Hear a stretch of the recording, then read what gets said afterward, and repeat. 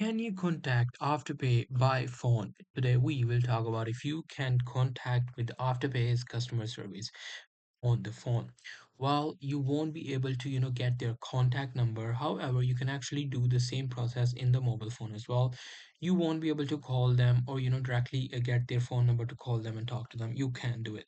So, in order to get your issue resolved, you just have to be at your Google, and here you have to search for Afterpay customer service.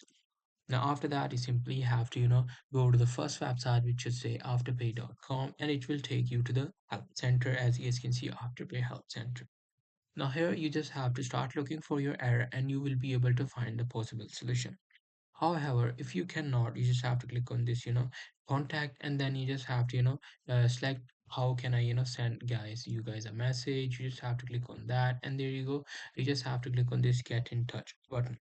Now on get in touch button, you will be able to see different options here. You have to select what are the problem you want to get fixed, and you just have to click on that, and there you go. You will easily be able to contact them using your email address, all of your things. In the description, you can write actually, custom thing. You can actually tell them to call me at this number, and they might be able to call you as well. So that's pretty much it. That's how you will be able to do it. Hope you guys find this video helpful.